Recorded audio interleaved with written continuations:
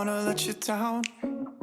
It's the only thing I think about every morning. You know my life ain't figured out, but I promise if you stick around it'll never get boring. We'll spend nights, cheap red wine, look at flats even though we can't afford them.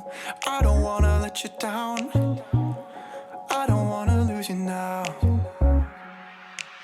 Will you stay even when you wanna walk away? When times get bad, we can learn to love what we have. I don't wanna let you down,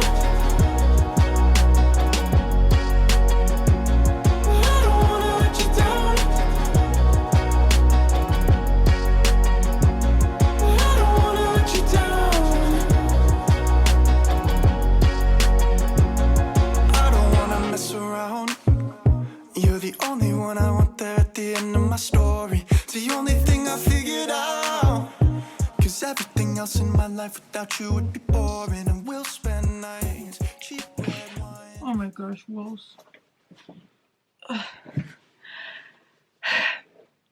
Hello wolf, it's Sunday and I'm vlogging now. Actually, it's not that I forgot about the vlog, but I got so busy family wise, and yeah, I didn't forget.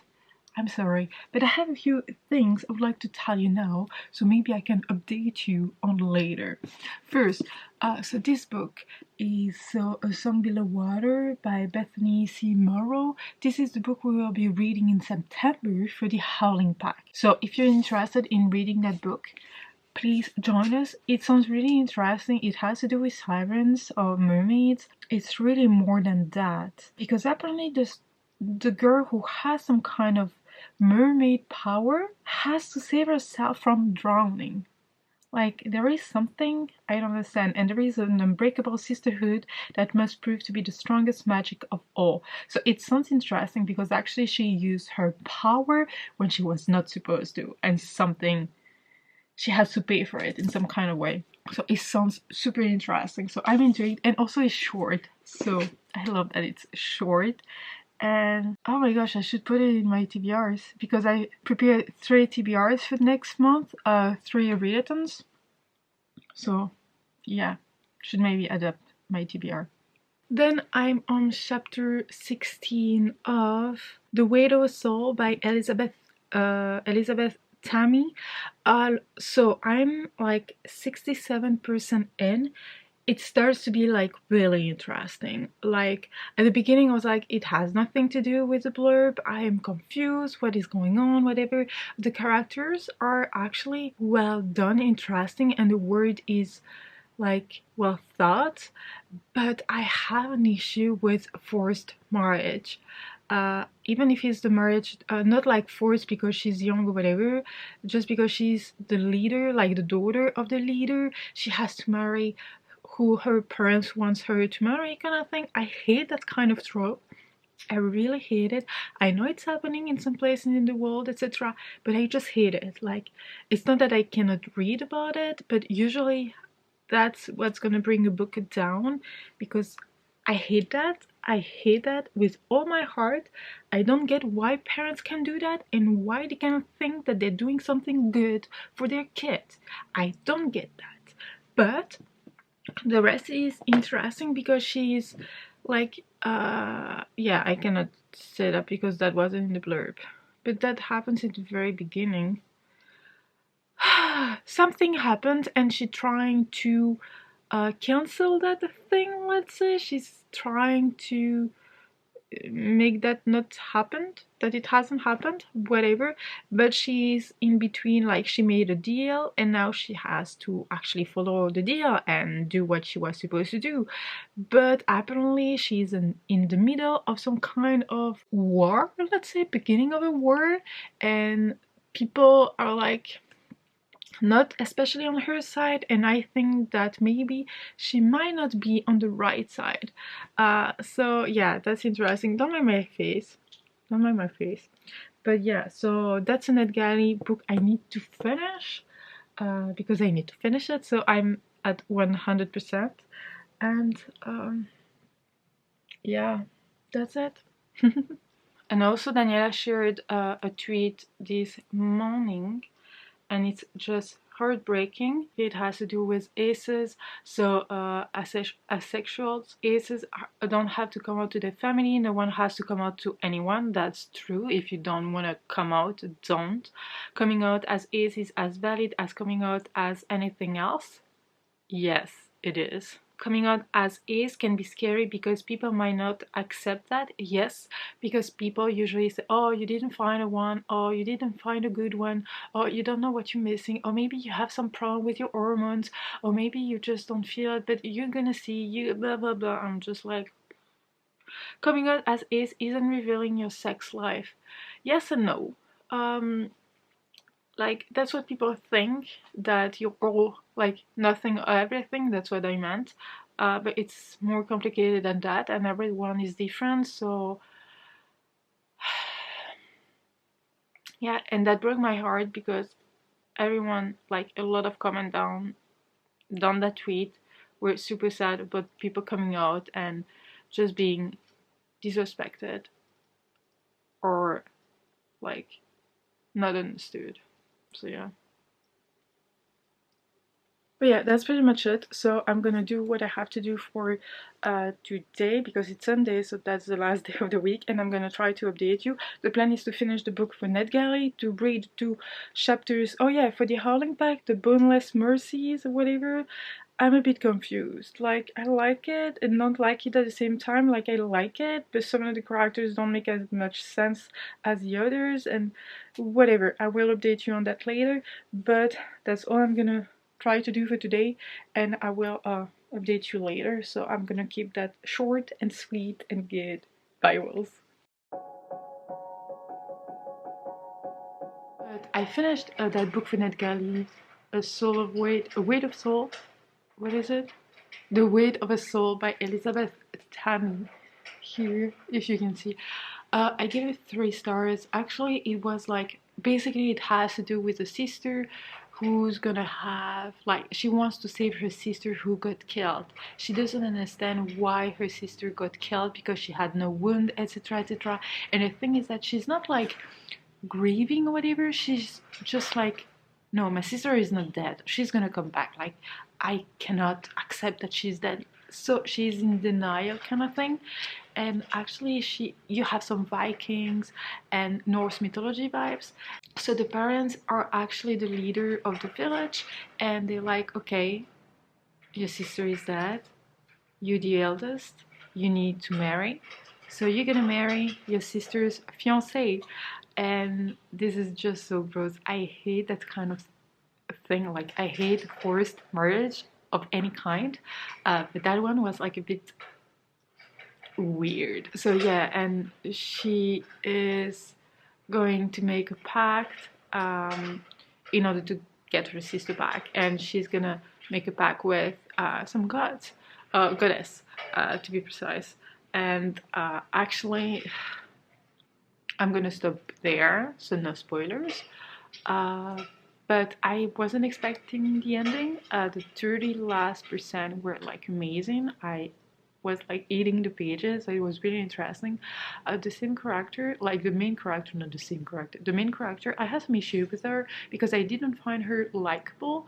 And yeah, she didn't make sense. Like, the way she was grieving was a bit weird for me, but at the same time, everyone has their own way of grieving, so I'm not judging that.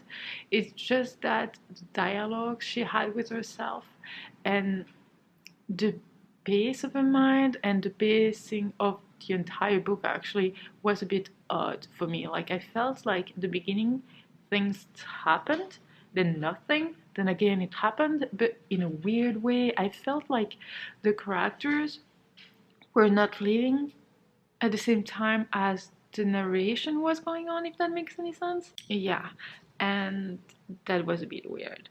And also, I'm checking the review I left on Goodreads and at Galley.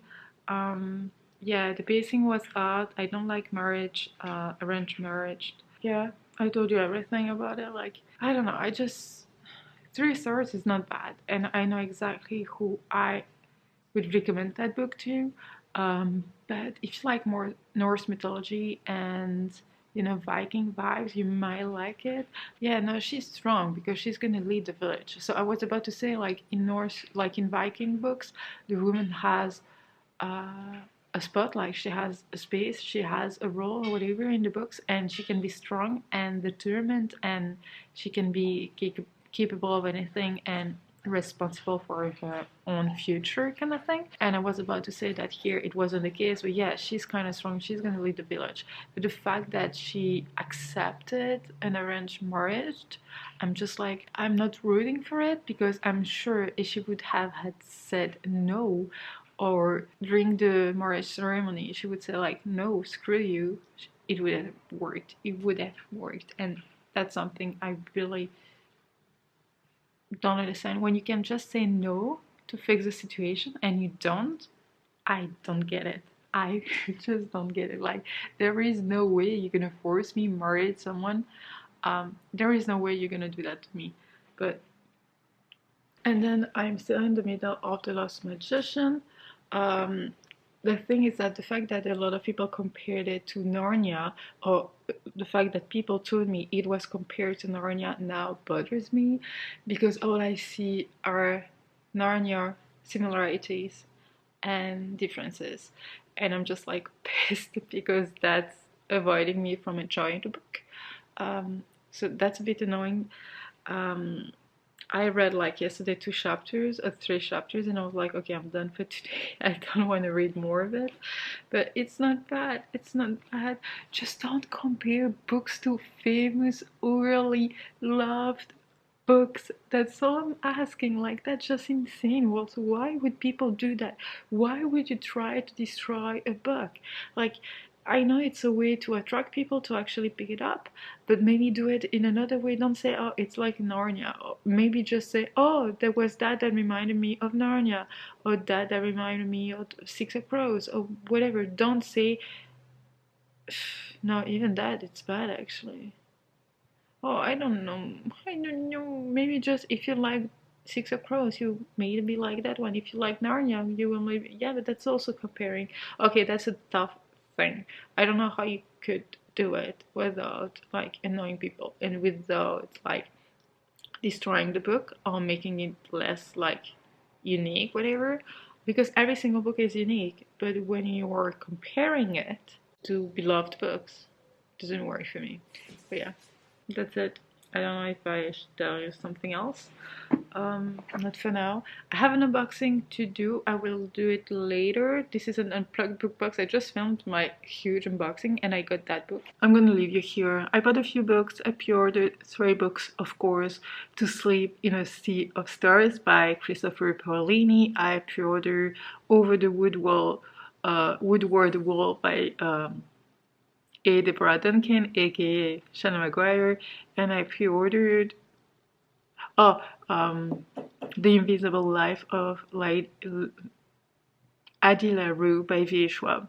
And actually for that one, I saw so many beautiful covers on Waterstones. There is a unique, like a special edition with golden like spread edges, etc. Very beautiful. There is another house, like another company that did that, all blue, but no, I don't know why, but I kept thinking about the black cover with a golden title written on it and the constellation. So that's the one I got. I know the simplest here, but that's the one I want. So that's the one I'm gonna get. I hope that's the cover I'm gonna get because I love the constellation.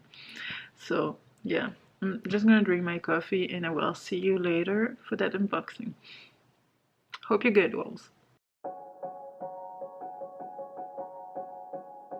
I think it was only 1 day or 2 days after I uploaded actually my huge unboxing that I got that box from Unplugged. So I'm gonna unbox it now. Where are my scissors? So this one is obviously the August one. I have no idea what the book is actually. So we'll see together. In case you don't know, Unplugged Book Box is a bookish box subscription based in the USA. You order one, you get a new one every single month. You have a YA option and an adult option, and the focus on self-care with very usable items. And yeah, and also I wanted to talk about a book but I forgot. Yes, I'm still reading the Boneless Mercies. Yeah, Boneless Mercies for the Howling Pack.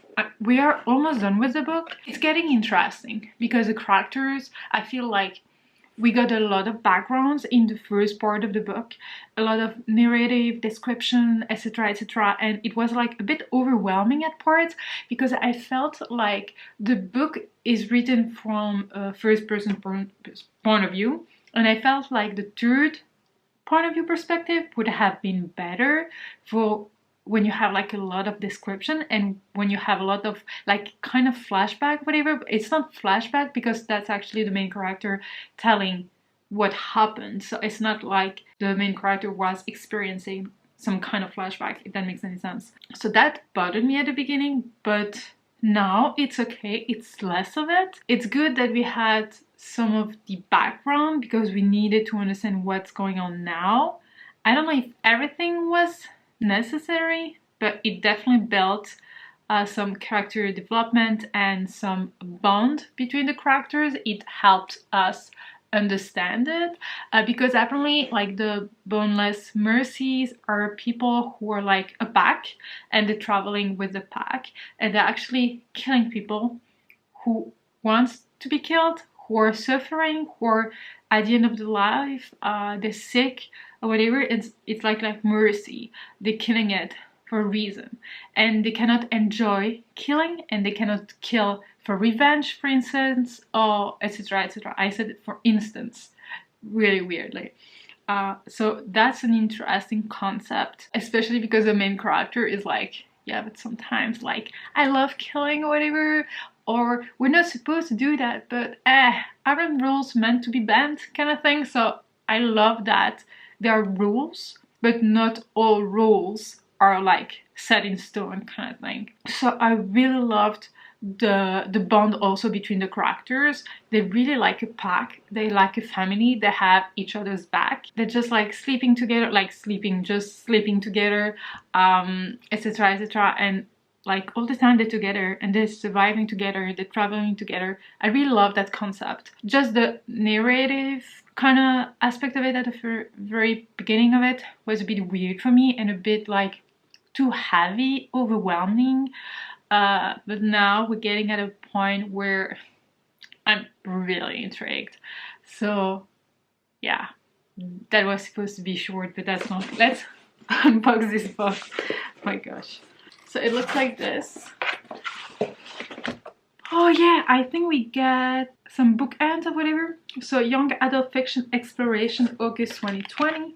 So it looks like this. If you want to, yeah, focus. On the other side, you have spiders and the photo challenge prompts. Okay. So first we have this. Is it like, yes it is, I'm sure it is. We are all children of blood and bone, all instruments of vengeance and virtue. I love it. I love the colors. Actually, I really do love the colors. The drawing is just gorgeous, and I love the font for the like quote. And how do you call that? Like a fan? Handy fan? Yeah, a fan. So it's obviously from Children of Blood and Bone by Tommy Adeyemi. And yeah, it is Zali. The representation of Zali. I really love that. And it was made by Abby Malaga. So I really do love it. I love the drawing. That's really the kind of drawing I would like to be able to do, but I cannot draw people. For the life of me, I cannot draw people for some reasons. I can draw animals, fictional animals, or stuff that don't look like anything, monsters or whatever, but people, I just can't. So I really do love that one. Okay, so we got a letter here. Happy reading. So I think that's the letter from the author. We'll check that later. So here we have broad spectrum SPF 30 tropical sunscreen. Yeah, it's coconut and Hawaiian sunsets. Lee Lane, maybe. Juniors by Kaui Hart Hemmings is a fun and atmospheric beach read that is set in Hawaii. Lena Lane is part Hawaiian, part mainlander. And she's forever the new girl at school. Yeah. It's an Unplugged exclusive, so it has like a drawing on it. Tiny one. Where's everything that's in, I guess. Let me check here. Yeah, everything that's in. Drug facts, sun protection measures. Really love that they put that for us. Even if it's like August, maybe it could have been like in June to get ready for summer kind of thing. But I still love it because the heat is like killing us now.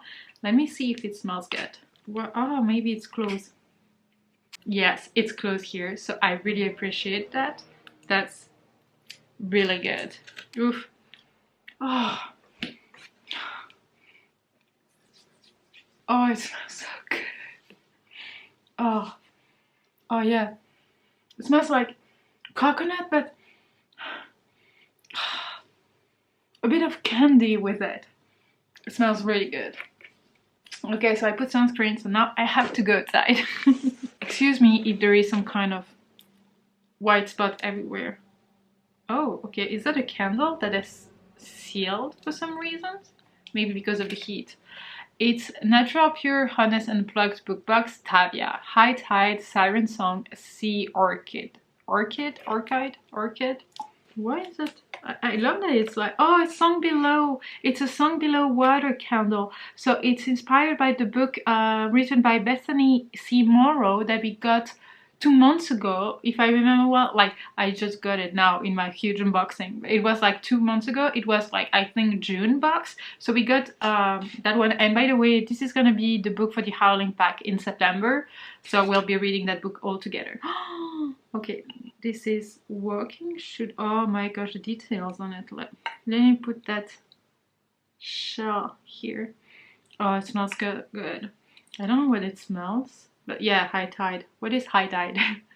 But it's gorgeous.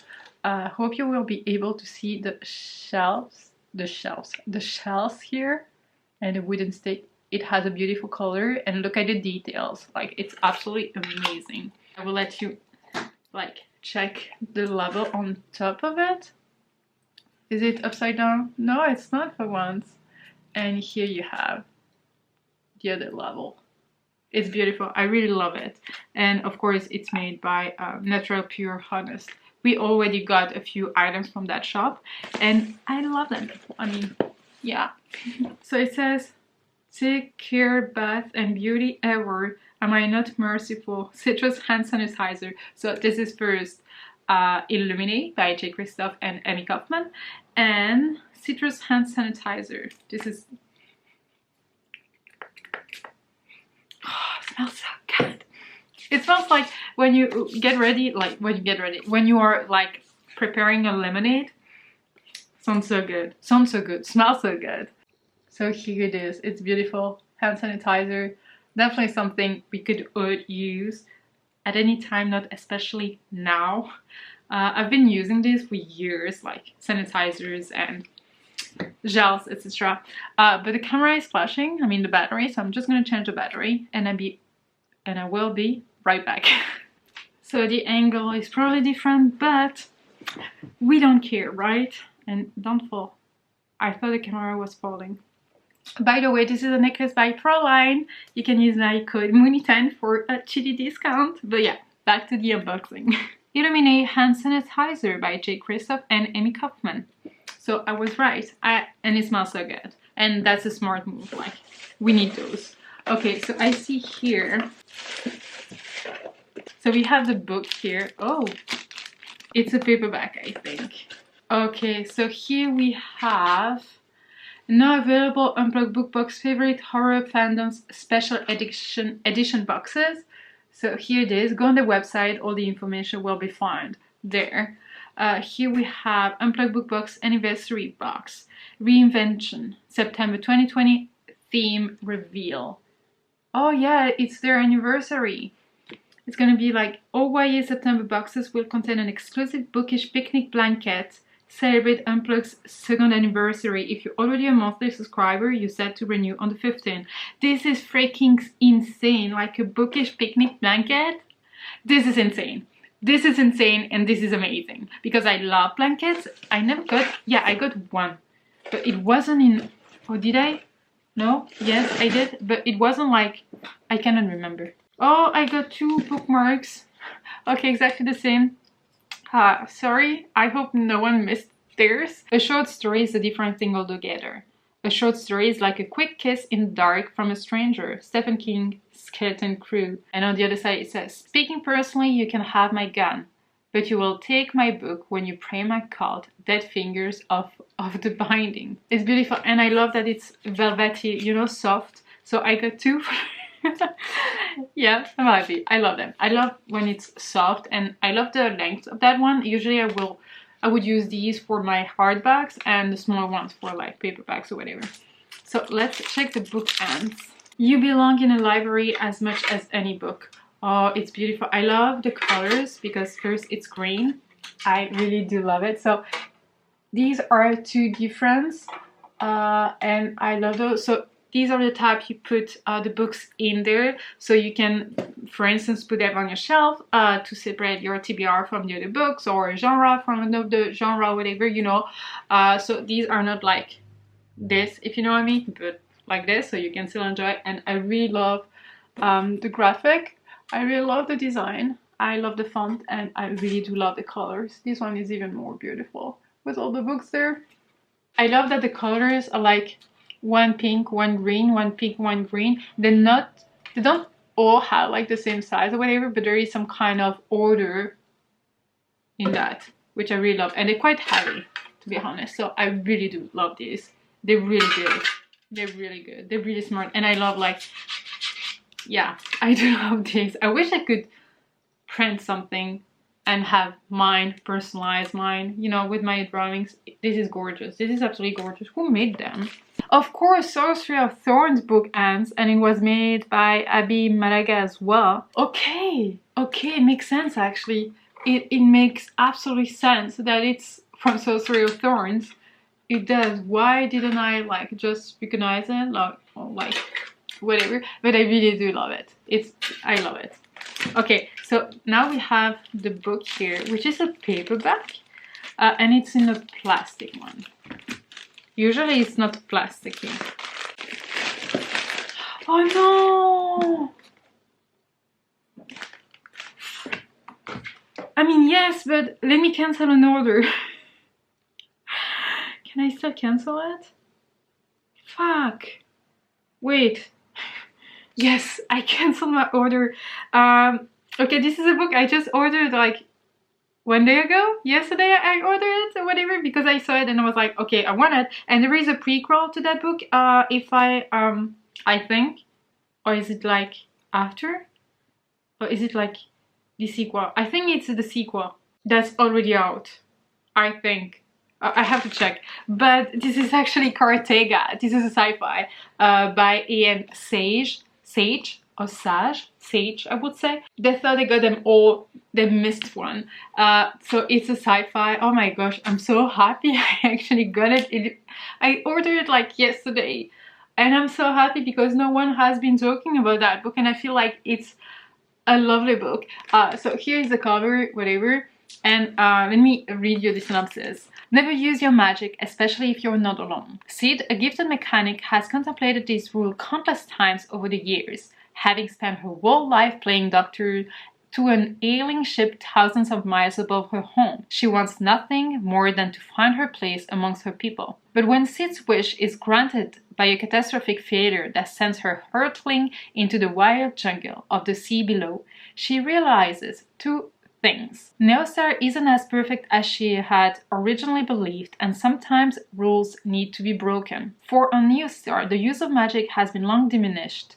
The native populace from which her heritage stems have been enslaved for generations, and the queen she's idolized from childhood is nothing like the benevolent figure that has perpetually graced her telescreen. Lost and alone, Sid longs to return to the sky, but sometimes running isn't an option. A revolution simmers beneath the surface, and all must choose a side. But with the survival of an entire race on the line, how much difference can one small girl make? After all, freedom comes at a price, but not everyone is strong enough to pay it. So it sounded really interesting, and one was talking about it, and I love the cover. It reminded me a bit of a mix of lifelike and What's the other one he wrote? Like, I need to read the sequel. Burning something. Oh, I cannot remember. Aurora Rising. That's probably why I got intrigued by that one. But yeah, and it's a paperback, so usually we get hardcovers, but that book is only available as a paperback, and I'm so glad that they picked it because no one else picked it. If I know, well, I don't know if I remember. So I'm happy. It's a chunker, but the font is quite big. It's almost 500 pages, but it's absolutely worth it. I'm pretty sure I'm gonna love it. So I'm so happy we got actually that book. So I canceled my order and we got a signed book plate, and here we have the letter from the author. So I'm gonna read that. Oh, maybe you want a close up to it. So if you can read it, please do, and pause the video. So yeah, well, that's it for the unboxing. Let me know, what was your favorite item? I think that I love everything in this box. I love the bookend, I love the fan, I love the candle, I love the sunscreen here, and that's it, right? And the book, and of course the hand sanitizer. I love everything about this box. So that's a really good point. But I think I'm gonna wrap up this vlog here because I talked about books. I did an unboxing, I took a bit of everything. So now I'm gonna edit this vlog. I really hope you're good, Wells. Let me know what you're rating. If you heard about that book, I really want to read it soon. So let me know if you're intrigued, if you saw that book before I talked about it. Because yes, and let me know what would be the perfect item to find in a box. What would make you buy a bookish box? What specific item and what fandom related to? But yeah, Wells, thank you so much for watching this video. I really hope you enjoyed it. If you did, give it a thumbs up. Don't forget to subscribe to be a part of the pack. Talk to me in the comment section as usual. And until next time, take care, Wells. Bye.